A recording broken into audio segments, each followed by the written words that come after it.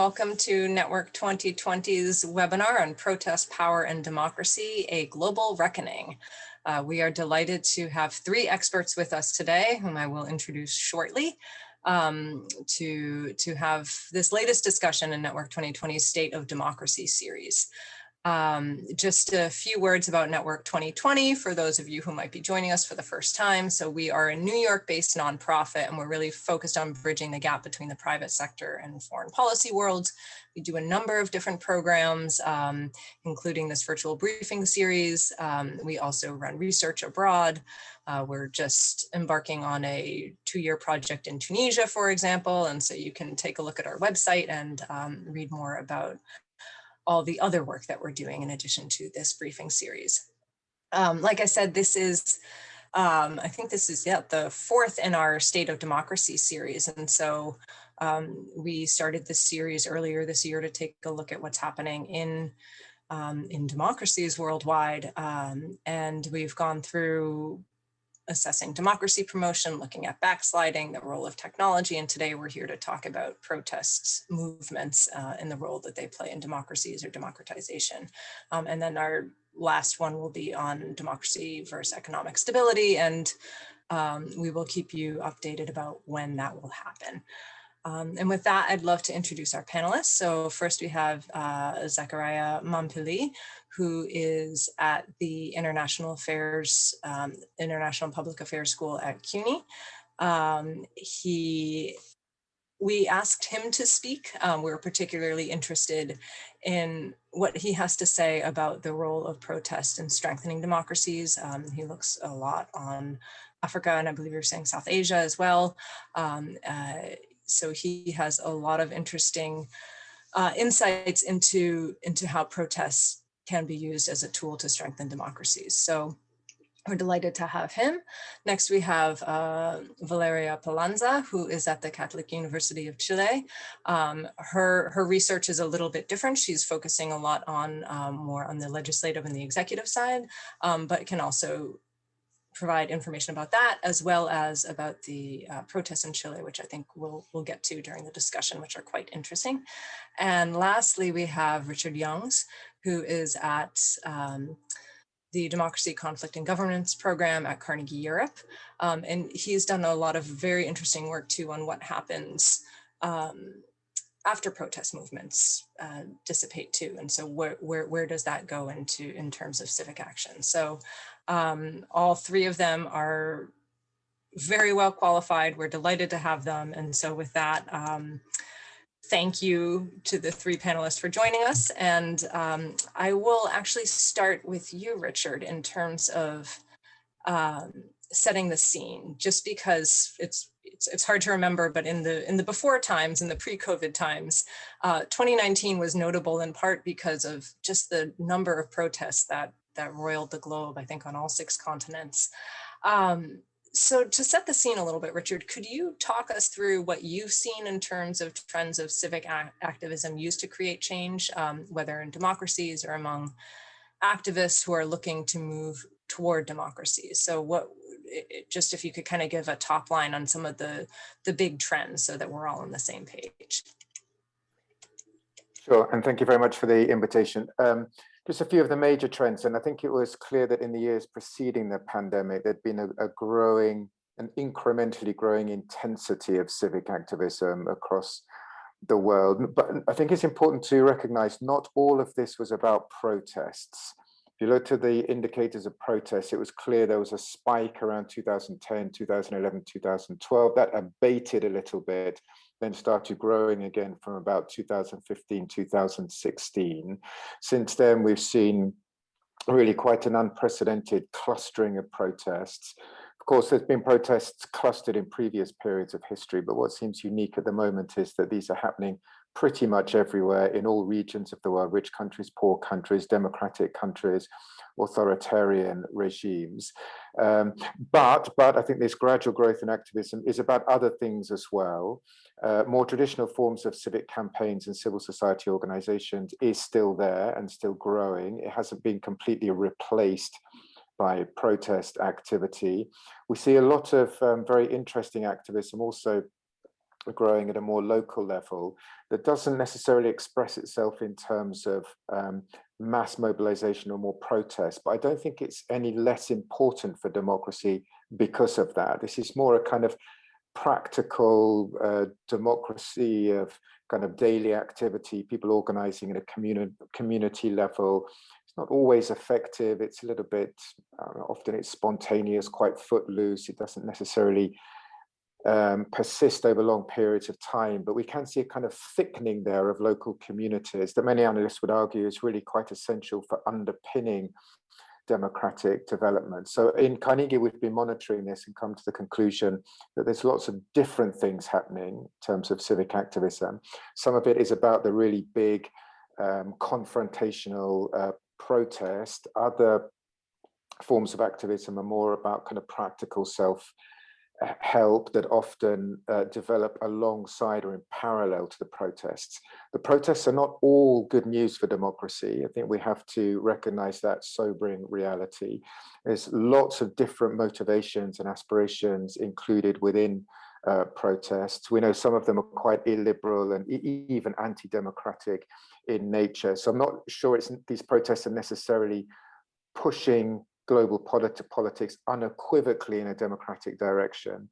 They're changing the playing field on which these battles between liberal and illiberal values are being played out. Some of the protests are not really particularly political in any direction. They're about quite local dimension issues. In fact, we found that probably the most common thing is that the protests they are triggered around really quite prosaic, mundane local issues, the price of a bus ticket, for example. And then they kind of grow and accumulate a momentum that becomes more political. So often the protests can end up being about more political issues than the factors that triggered them in the first place. I think that's a very, very important phenomenon to bear in mind, because that does seem to be something that's quite common across these very different regions where protests are taking place. And final word, not all the protests are effective. Many critics would say that these protests are not really helping design effective, long-lasting, pro-democratic political activity. They're not helping build alliances and coalitions. In many cases, that clearly is the case. There are many protests we can point to that have not led to dramatic democratic breakthroughs, may even have been counterproductive in encouraging regimes to come in and be more repressive. But to me, I think the criticisms can be overdone a little bit. There are protests that have achieved their objectives, some that have even overachieved in the sense that they were not aiming for regime change when they initially started, but ended up actually kicking governments out of power. So I'll stop there, but clearly I think a lot is happening, a lot of variety in what we see, very, very important. I don't think the pandemic has interrupted this trend completely. In some ways, it may have acted as a kind of additional catalyzing factor and kind of pushed protests towards other kinds of agendas, which will perhaps pick up in the rest of the debate. If I may, just a quick follow-up question, and thank you very much. I mean, it sounds like there's a lot of different types and effectiveness of the protests that you're seeing, different reasons for them starting. Are you broadly, is it possible to ascribe some larger reason for why there are so many all at once, or is this just coincidence in terms of we've asked ourselves, we've asked ourselves the same question. I think so many of the factors that trigger the protests are so tightly specific to their national contexts. It's in a way that the protests seem to be rooted more in local concerns. There aren't necessarily always particularly strong linkages between protesters in one locality and those in another context. So it is a curiosity that all these protests are taking place at the same time, often for quite different reasons. But I think there are common factors there that speak to a changing relationship between the individual citizen and the state. I don't think this is about democracy struggling or authoritarianism struggling. Both democratic regimes and authoritarian regimes are kind of failing to deliver, and that's encouraging citizens to go to the streets in both types of political regimes, in all types of political system. So to me, it speaks to a kind of greater willingness of citizens to engage in direct action, perhaps out of frustration that other forms of democratic representation or articulation are not functioning well, whether in democratic or non-democratic systems. Great, thank you. Thank you for that. Zachariah, turning to you, there's been a lot of talk about democratic backsliding, and we ourselves at Network 2020 just hosted a talk looking at post-Soviet democracies in Europe and some of the worrisome trends in places like Poland and Hungary. And Foreign Affairs just published an article of yours that examines the role of protests in creating strong democracies. So how do we understand protests in relation to the creation or health of democracies? And would you classify them as a symptom of democratic failure or success? What role do they play in this overall ecosystem of democracies? Yeah, thank you for the question, and thank you for having me here. I think it's a very important question, and one that gets to sort of the core of how we think of this upsurge of protests around the world that Richard just described. And I think it leads to a lot of analytical confusion for fairly simple reasons, right? And that is, what do we mean when we use the term democracy? What are we trying to capture by applying that language to describe various types of political systems? And I think, at a more basic level or general level, most people have an understanding of democracy as rule of the people. And we have an intuitive sense that is perhaps the most fair and desirable system compared to any other that exists. But democracy, in terms of how social scientists and policymakers look at it, often has much more technical meaning. And this is the site of tremendous debate, but one of the most common understandings of democracy that is put forward is the idea that democracy is simply the presence of elections in which you have multiple parties that are competing. And if we use that sort of metric, then you can sort of understand the sort of hand-wringing around democratic backsliding, because at that level, certainly in the African context and around the world, we see political elites, members of political parties in particular, losing their commitment to democracy, right, in terms of this electoral form of political competition. And I think that's, a mistake on our parts, because it sort of ignores the history of democratization itself. And how did countries around the world acquire democracy? And here I'm not talking about, say, the United States or others, but I think these observations apply as well. But for the vast majority of countries, which are in places like Latin America, Africa, and Asia, democracy was really this sort of top-down elite pack that was done by elites, for lack of other options, right? In the 1990s, in particular, if you look at Africa, there were only 3 countries in Africa out of 54 that were even remotely considered democratic, right? And then by the end of the decade, in the early 2000s, that number jumps to 27, right? So what happened? Why all of a sudden did African leaders embrace democracy? And it wasn't necessarily because they had a change of heart around the types of political systems that they thought were the best in terms of governance questions that ordinary people care about. Rather, they started to face a lot of pressure in the aftermath of the Cold War, that if they wanted to continue to access loans from the international community, if they wanted to present a popular face or a pleasant face to the international community, then they must start holding elections. And elections became the be-all and end-all of what we meant by democracy. But this was a deeply cynical understanding of what democracy entails, because in most cases, what you had were incumbents who, hosted elections, but elections that they controlled and they were able to manipulate, so they ended up victorious. And even in cases of opposition parties, one of the sad tragedies of the 1990s is I do think there was an opportunity then to really encourage the growth of democracy by the West in particular.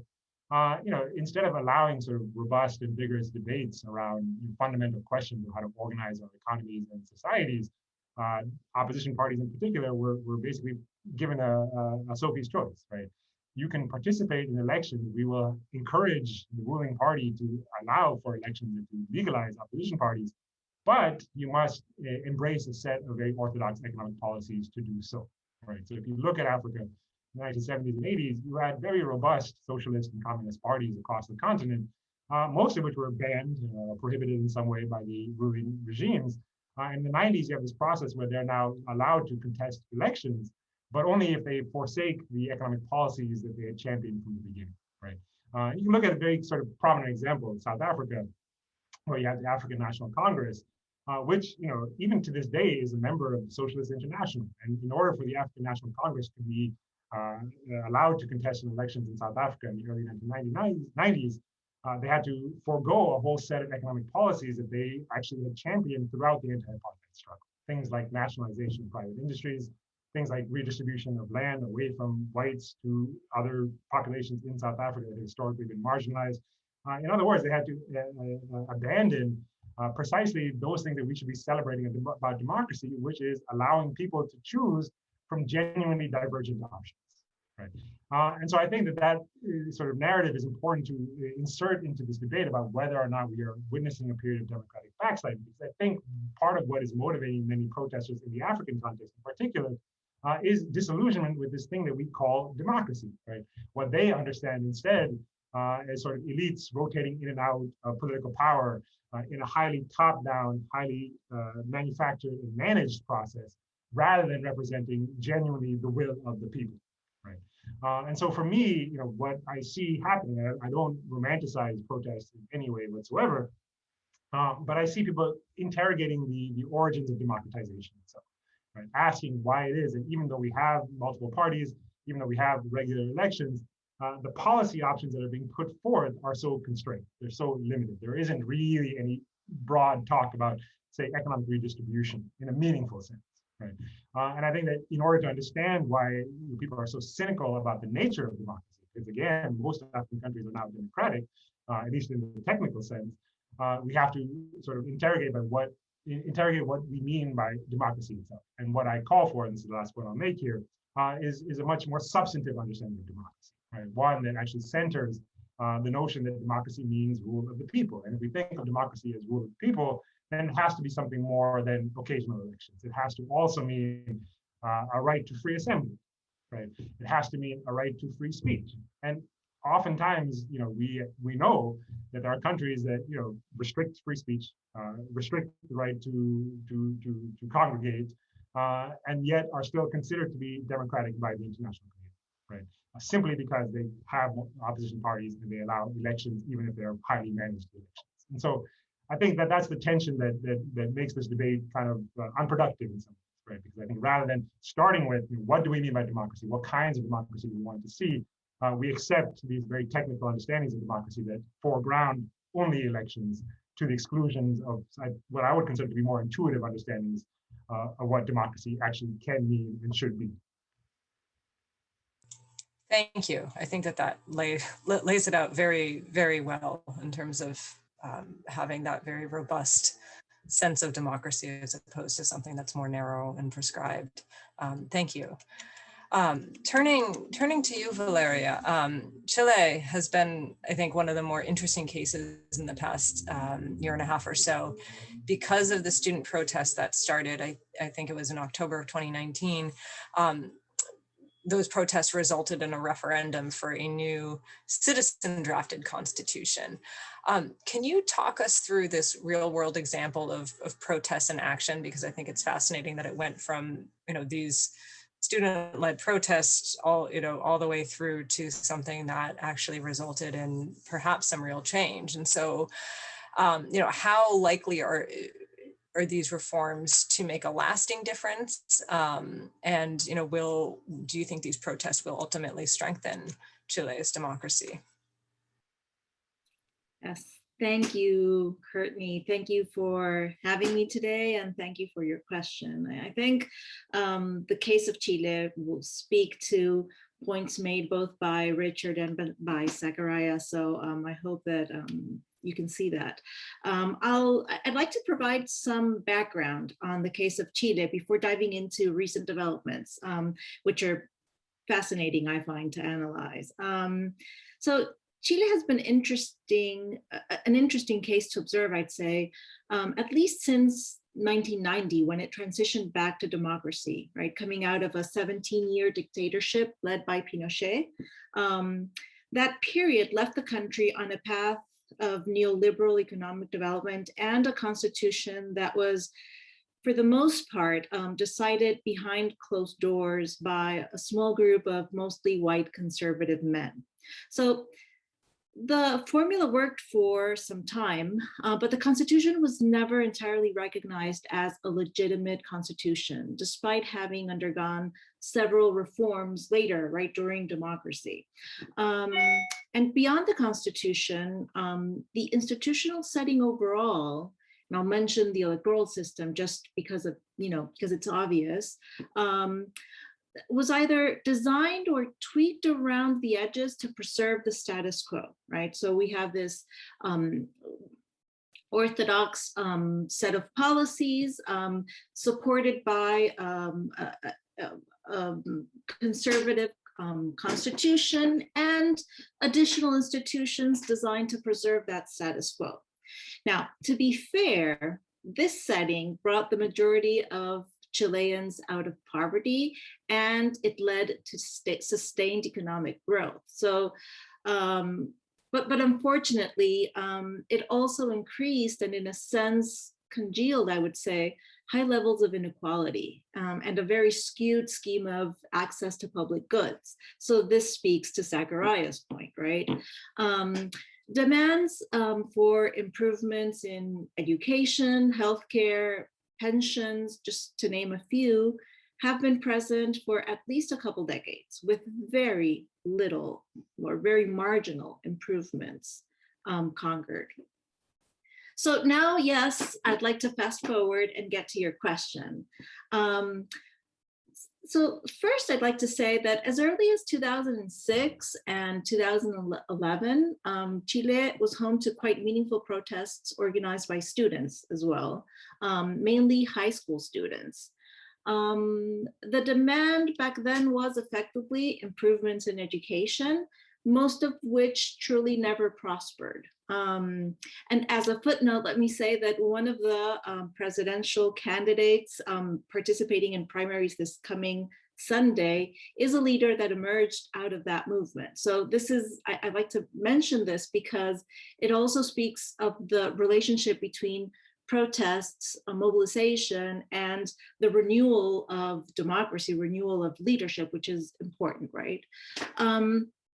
So then 2019, October of 2019, shocked Chile and the world, I would say, because Latin America's poster child burst into violent mobilization. But if we look back at how institutions didn't channel or provide responses to ongoing popular demands, and the fact that participation through votes really did not impact who won in significant ways, because the electoral system ensured that it was a binomial system. And so two candidates would win in each district. And it was structured in a way that one candidate out of each of the two competing coalitions would win. So there was really no renewal through votes, right? So if we picture all that, we could say that this was a story foretold, right? I mean, it wasn't that hard to anticipate that sooner or later, things could burst out of place, right? Now, coming out of the protests, the 2019 protests, or maybe more to appease the protests, political leaders agreed to a full-blown constitutional reform process. Something that seemed completely impossible just months before the protests began, right? And if we fast forward again, representatives to the Constitutional Convention were elected through gender parity. 17 seats out of the 155 were reserved for indigenous groups. And today, the person that was elected president of the convention is a Mapuche woman, which is really significant because Chile is virtually at war with parts of the Mapuche people in the south of the country, in Araucanía. So in sum, I would say that, unless something goes terribly wrong, we have signs that this process is going in an optimistic, I would say, direction, right? It is going in a direction that gives it the power to provide legitimacy to a democracy that was failing in that regard. And in this sense, then it's a path that will strengthen democracy. Now, sure, I think this also speaks to perhaps what Richard, or also aspects of what Zachariah was saying, that democracy is messy, and we sometimes can get caught up in its everyday messiness. And but I would say that it's important to pay attention to the long-term trends. And in the case of Chile, and this doesn't necessarily have to be the way things happen in other countries or other areas, this process seems to be strengthening or deepening the Chilean democracy. Now, of course, I'd also like to say that something could go wrong, and then things could change. But that would be, my expectation would be that these protests and this mobilization is ultimately leading to a deepening of Chilean democracy, which is something, quite positive. Wonderful, thank you. I'm going to see if I can get another question or two in before we turn to the Q&A box. And for those listening, if you at any point have any questions, please do put them in the Q&A box. So Richard, turning back to you, and Valeria just alluded to some of the knock-on effects of protest movements down the road. What have you observed in that space in terms of what happens after protests fade away? Do you see a lot of former protesters continuing their work and quest for reforms in other spaces? And does that differ in terms of whether this is in a democracy or in non-democratic spaces? So, what are the knock-on effects of protests that we don't usually see? Yeah, it's a good question. In Carnegie, we did quite a big report on this and found some quite interesting, surprising conclusions. I think you all know that this has long been the kind of Achilles heel of protests, and they've been subject to widespread criticism that they're very dramatic. They flare up very suddenly, but then they can disappear very suddenly, and protesters are not good at making the transition from protest into politics. That still is the weak point of many protests, and one can point to mobilizations that disappear without leaving any kind of longer term legacy. But again, I think the criticism is a little bit unfair, and I think protesters have learned over the last decade. They've learned better tactics, more kind of agile and clever tactics about how to keep the momentum of their protests going. Established NGOs have also learned, I think, that they need to cooperate with protesters and some of the social movements, so they're perhaps not quite as dismissive as many might have been, say, a decade ago about the value of protest. So at least not everywhere by any means, but at least in some instances, one can see the protesters, the social movements, the NGOs working a little bit more in unison to think about how to keep the momentum of protests going. Good examples would be, say, Ukraine and Tunisia, where you saw protest leaders then kind of feeding into more sustained political activity designed to think about longer term challenges of democratic transition.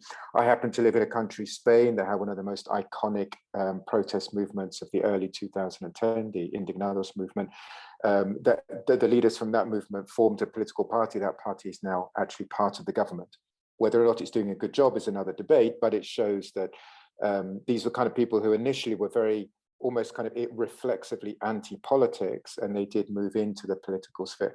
I think the really, another example, by the way, would be something like Extinction Rebellion, that people will know, not only sought innovative tactics for better climate action, but linked that to pressure for a climate assembly. So kind of joining together the imperative of climate action with the need for more deliberative democracy over the longer term. So it's kind of thinking more in systemic terms, not just about achieving one policy objective. That's, as Zachariah said, it's not to idealize the protest movements or the NGO. This isn't happening in all cases.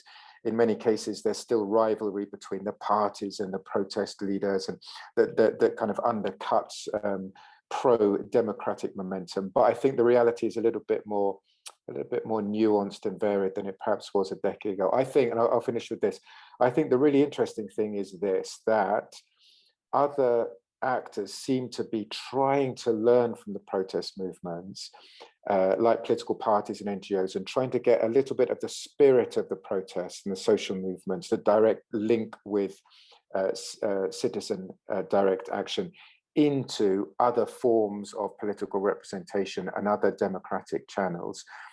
So we see a kind of growth in political parties over the last decade that have basically emerged out of protest movements and try to bring some of the spirit, the ethos of the protest movements into the sphere of political parties. They haven't always succeeded in doing so, but I think at least it does show greater recognition of the need to kind of marry the best of protest activity with the functions of NGOs, with the necessary functions of political parties as well. I think whether that succeeds and how we actually make those linkages will be one of the most interesting areas of debate over the future years. Great, so something to keep an eye on. Zachariah, we started this series, as I mentioned, on the state of democracy, looking at democracy promotion and whether and how the US should be involved in these activities. So when it comes to protests and democratization or democracy strengthening, what role, if any, do you think the US should play, and how does that relate to the larger geopolitical context?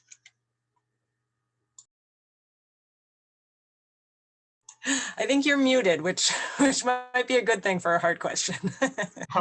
Yes, it is a difficult question, but I think it's it's a hugely important one. And obviously, I live here in the U.S. I'm a U.S. citizen, and I think that as I sort of mulled over how to respond to it, I think the first thing that I would say is that we need to get our democracy right here in the United States. Right.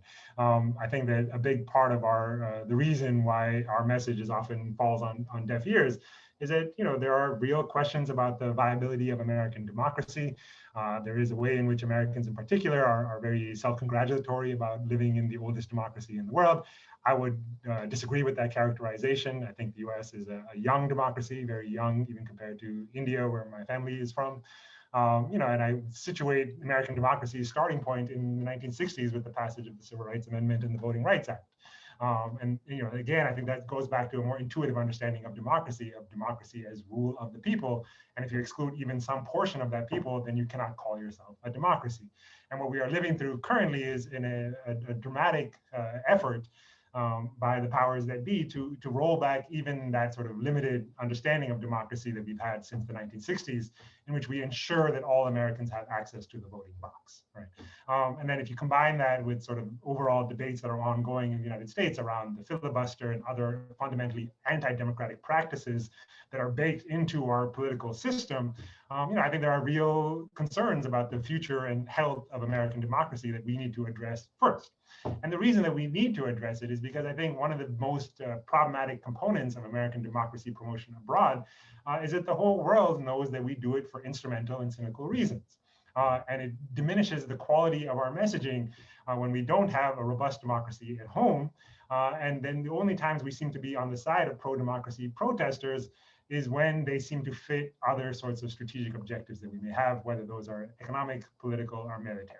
Right. It's very clear, for example, right now you can see these protests unfolding in Cuba. And of course, we know exactly what the Biden administration is going to do, because they're doing exactly what every American president has done, which is champion democracy promotion in Cuba. At the same time, the US will say nothing about Egypt, right? It will say nothing about Saudi Arabia. It will say nothing about Israel. And these are, robust, long-standing patterns that go across Republican and Democratic administrations. And so I think that one of the real weaknesses of American foreign policy, because I know a lot of folks in the US government who are very well-meaning, right? And there's a kind of pragmatism that they try to use, which says, if we can wield the power of the US government to support a pro-democracy movement, we should do that, right? Even if we know that that is going to set up pro-democracy movements for accusations of being tools of American imperialism, right? And thereby undercutting the legitimacy of the protesters themselves. And I think, I wrote a piece with Jason Stearns right before the Biden administration came to power for Dissent, where what I believe as an American citizen is that if we are going to engage in democracy promotion, we need to first get our sort of books in order here at home. We need to address both the structural and other threats to democracy here in the American homeland. And then if we want to wade into other countries' domestic political struggles, we need to ensure that we're doing that from a position of consistent morals and values. right? A strong commitment to democracy, even if that democracy produces outcomes that we don't like. And the US has never been able to do that, right? There is no example historically where we have supported the rise of a democratic leader if that democratic leader espoused agendas either politically or economically against American interests. And we know this. This is a robust pattern. I can't think of an example where we championed democracy that worked against our interests, right? Which is certainly a possibility if we are truly considering democracy as the will of the people. Sometimes the people may choose policies that we don't like, right? And because we cannot adhere to that sort of, I think, very basic principle that we should always support democracy across context, ultimately what that means is that when we do intervene in other countries' democratic struggles, I think it's counterproductive, right? It's very easy to situate that within a long history of American meddling within democracies in other countries that has been devastating for other countries, right? And saying these things in American foreign policy establishment circles is a very easy way to get yourself excluded from future conversations with American foreign policy circles, because it's so entrenched that fundamentally America is the oldest democracy, that America is a force in the favor of democracy globally, that America is always on the side of pro-democracy protesters, that it's almost impossible to penetrate, that bubble. But I think that if we are going to continue our sort of self-appointed role as the leading country promoting democracy around the world, we really need to examine why it is that so many countries resent our interference in their internal affairs, and how often our efforts to promote democracy abroad tend to be counterproductive and actually produce exactly the opposite of what we might want to see on the ground. Thank you. Well done with the hard question. I'm going to try to get one more in quickly to see if I can bring this full circle, and then I'll turn to the Q&A box. So Valeria, as I mentioned in the beginning, your research focuses a lot on the executive legislative side and that process.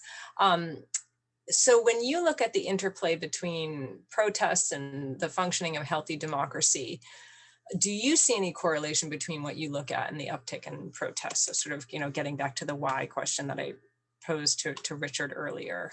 Are you seeing any patterns that you think we should be aware of? Sure. Thanks, Courtney, again. Yeah, I think I mentioned part of or aspects of this issue in my previous intervention. So first I'd like to, go back to this differentiation, if I may, between a theoretical democracy or an electoral democracy, right, where all you have is really elections, and then government works along different lines, and then more substantive understandings of democracy, as Zachariah was pointing out. And I think institutions are tools to bring about more substantive democracy, right? And if the will of the people is to translate into policy decisions and into everyday decisions, then there has to be tools providing for that process to occur. And if institutions don't do that, then they're just not providing for democracy, ultimately leading to dissatisfaction and possibly protests. So the electoral process is key. The legislative process is key in this regard, right? Because if policies that come out of the legislative process reflect responses to demands by the people, then democracy is more or less working, right? You could say. And if there's a disconnect between what comes out of government, right, these legislative decisions, and what the people want, then then democracy isn't working. Simple institutional rules such as what a majority is required to pass a bill, right, have a huge effect on this, right? So, for example, in Chile, when I said that institutions had a very strong status quo bias, an example of this is, well, 2/3 majorities or qualified majorities were required to pass ordinary legislation, right? So this is a huge blockage to the will of the people translating. So there are, several ways to block the will of the people, and one stage of that blockage is the legislative process. So if you need 2/3 a majority, that is very hard to acquire, right? And then they're to put together, right? And ultimately, you're forcing these demands to burst through some other channel, which is not democratic institutions. Yeah, thank you. I think that that's a really important piece, and actually quite good to hear about the technical side of things. So once the people get their say, what are the rules that would then either facilitate or block that? So thank you. I'm going to turn to the Q&A box now, and I will direct these questions to you, but if you feel free to jump in if you'd like to chime in. So we're actually getting a couple of questions, and Richard, maybe I'll throw this out to you first, on the role of technology in social media. So we have one person who's asking about that we know that technologies today, especially social media, can help authorities to detect a protest movement before it's happening and to prevent it. And the questioner asked, do you think that preventing protests could affect the development of democracy in a certain state, especially in an authoritarian system? So are authoritarian governments effectively able to use social media to detect and get rid of protests before they happen? And we have another person who's similarly along similar technological lines is asking, how do you conceptualize and present the social transitions imposed by cyber technologies and their impact on protests? So looking at technologies, social media, kind of broadly, like what are their roles both in democracies and authoritarian government? The relationship between protests and digital technology is still evolving. I think a decade ago, there was still a lot of optimism that these technologies were almost intrinsically pro-democratic and in the way they facilitated mass mobilization. I think then we swung to a period of pessimism where it became clear that regimes were becoming quite expert, in many cases more expert than the protesters, in harnessing the kind of surveillance capacity of these technologies. I think now we're probably kind of reaching a kind of midpoint where it's clear that technologies at the same time make it easier to organize protests, but also easier for the states to monitor and ultimately, in some cases, put down those protests. So I think digital technology is part of the battle between protesters and regimes now. It seemed to us in our project that protesters now are a little less starry-eyed about what digital technologies can bring them. I'm realizing that they need, you can't simply organize a revolution only online and circumvent all the difficult, time-consuming offline traditional political work you need to do to build up broader coalitions, to build a really kind of robust presence in societies. And certainly in our project, we found that movements and civic organizations have perhaps in the last 3 or 4 years begun to relearn that reality, that for all the advantages of online activism, that needs to be accompanied by the kind of hard graft of doing more traditional forms of political campaigning offline. And it may be in the future that debates about how one marries the best of online activism with the best of offline activism gives protesters and social movements a new lease of life if they learn to do that in a kind of clever and astute way. Thank you. This next question I'll put to you, Zachariah, and the questioner is asking about the Hong Kong protests. So they're writing, since the 2019 protests, mainland China has cracked down on the civilians of Hong Kong with the national security law and prohibited pro-democracy protests. What do you think are the risks associated with these types of protests against powerful governments? And what should be the advice or mentality going forward?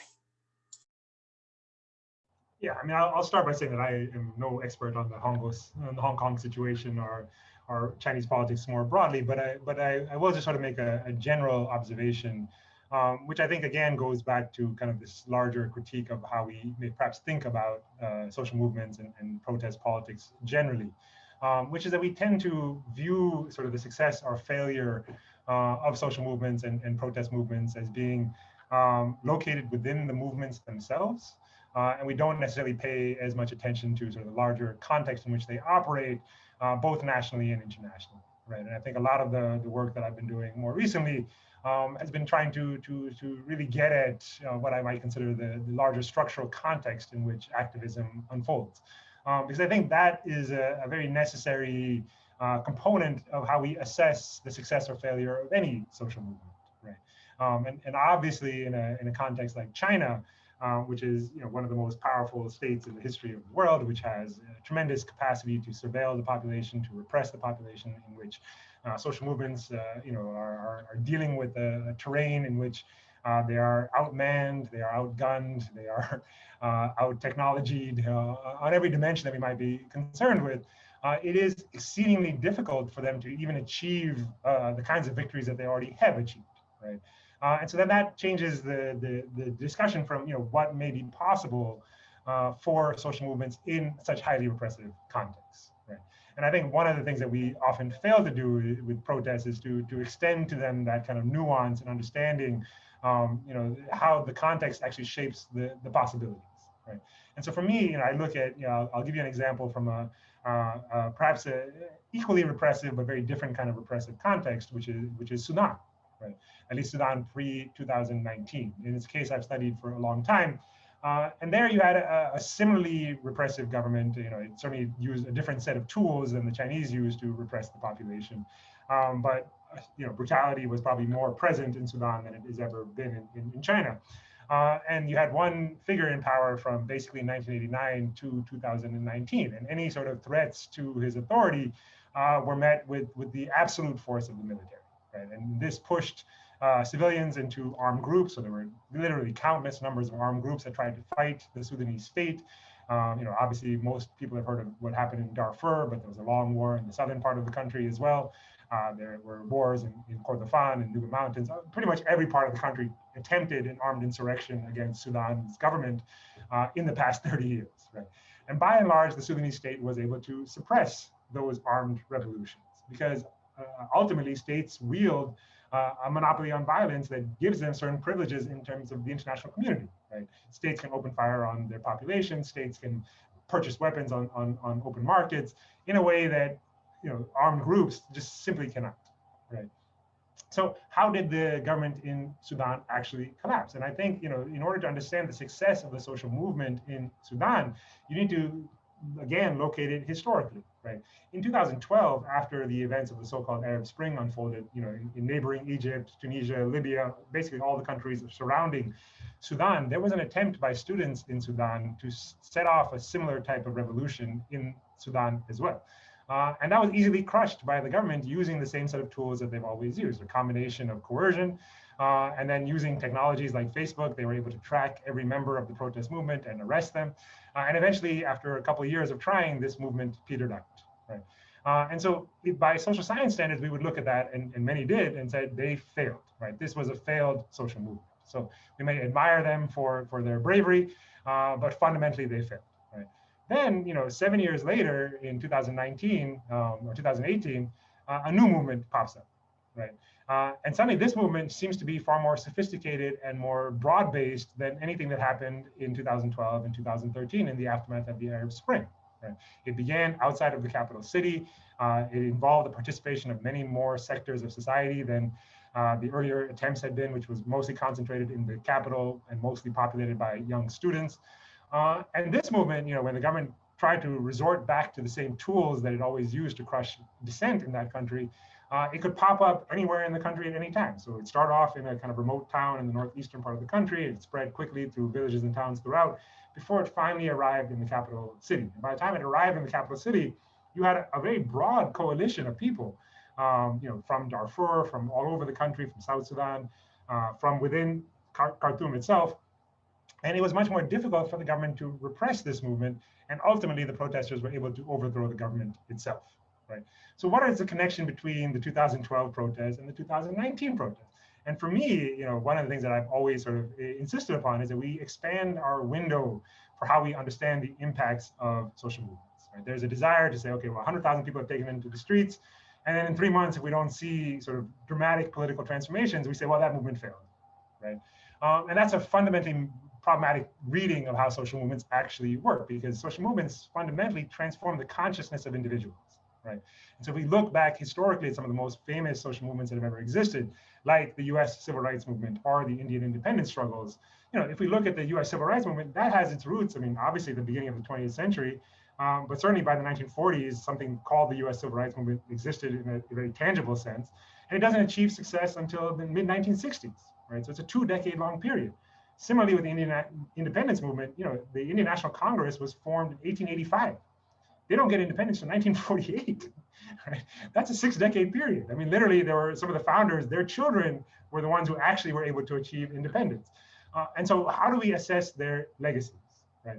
And I think a big part of it that we need to take seriously is to understand that, you know, once these ideas start to permeate amongst the population, they're very hard to displace, right? And it may take a while, it may take a decade, it may take a generation, right? But once people start grasping for these kind of ideas, it doesn't just disappear once the movement itself has been crushed. And so to come back to the Sudan example, many of the same activists who were integral to the 2012 and 2013 protests, who were basically young students, right? And who experienced a very bitter form of repression. They were arrested, they were tortured, they were killed. They were also at the front lines of the 2019 protests. Right? And it's not like they stopped being politically engaged between 2012 and 2019. Like Richard was saying, many of them started engaging in other kinds of activities that weren't as dramatic as gathering hundreds of thousands of people out into the streets, but I would suggest were integral not only to the long-term viability of these social movements, but also integral to building the elementary steps of a more substantive form of democratization. Right? And so I think as observers, we need to understand that protests will ebb and flow. So in Hong Kong, we saw hugely inspirational protests unfolding a few years ago. That has died off in the face of tremendous repression by the Chinese government. But the consciousness is shifting, right? And movements and supporters from outside need to constantly encourage that process of consciousness, right? Because that is actually what creates structural transformation over the long run. And that's very difficult to do. Right? But once the process begins, what I've seen in many cases is that it tends to take on a life of its own. So that even if the objectives are not reached in the short term, that in the long run, many of these movements do prove to be successful. It's not guaranteed, right? But if they commit to doing the work, right, even if they are not in the public eye, if they're not doing these dramatic events, there is a way in which their actions continue to build and reinforce a more bottom-up substantive process of democratization that can then yield very dramatic results that seem to come out of nowhere. Right? And that, I think, is an important component of how we should think about the work that social movements do. Thank you. So it's not linear at all. I wish. I know, right? Makes your work difficult. Valeria, I'm going to turn to you for this last question, and with the apology that, again, I know that this might not specifically be your area, but I also know you've spent a lot of time in the US, and also please feel free to broaden it out to a topic that you do feel comfortable with. But we have a question, a person who's asking, do you expect protest movements will have a substantive role in fixing the structural problems in the US democracy, such as our economic inequality and the undemocratic processes and procedures in our electoral and legislative institutions? Are we tapped out and disillusioned, having now to rely on reform efforts by established elites working from within? So, just to try to relate this to your own work, because I thought that that the technical answer that you gave before is quite important. So, yeah, looking at the US, what can be done? Thanks, Courtney. Yeah, it's interesting. So the US has proven to be quite resilient to change, right? So the institutional setting in the US is conservative indeed, right? And I said Chile was biased towards the status quo, but we could also say that very strongly about the US, right? And some of the institutions guarding, right, the status quo have mentioned, right? So, of course, the bicameral system, but then also the filibuster and whatnot.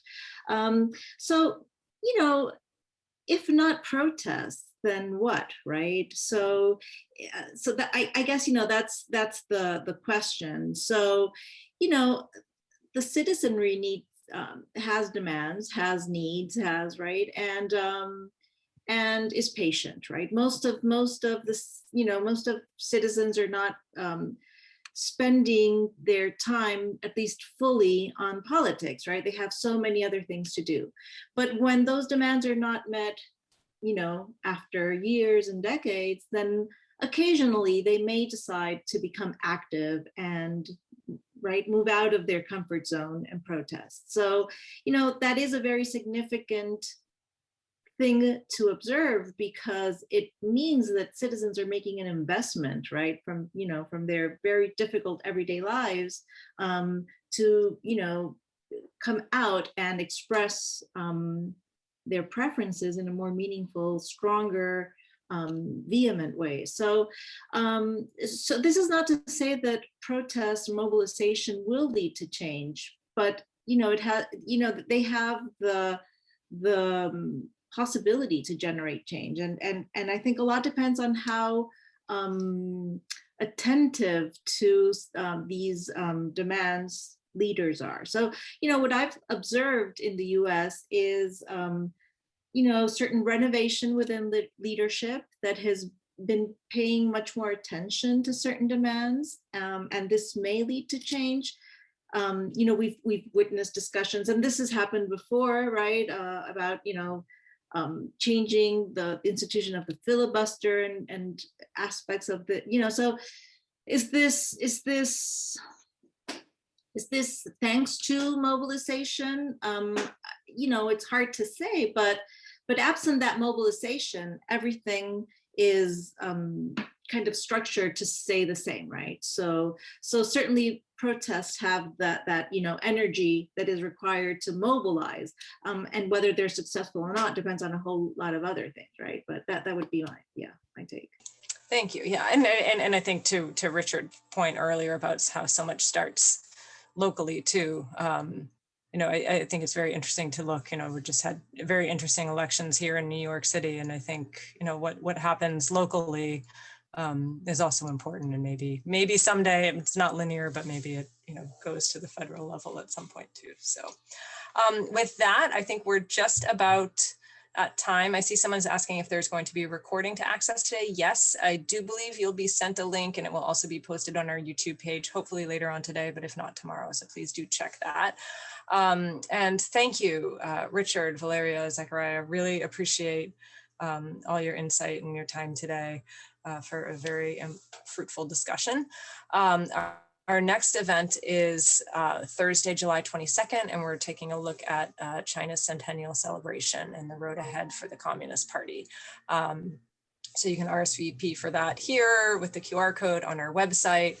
And as always, we are a nonprofit. We are trying, especially as the US starts to move towards kind of post-pandemic life, we would like to keep these briefings open and online to everyone. So if you can donate, please do. We would greatly appreciate it. So with that, thank you all. Have a wonderful afternoon, evening, and I hope to see you all soon. Take care. Bye-bye. Thank you, Courtney. Goodbye. Thank you, everyone.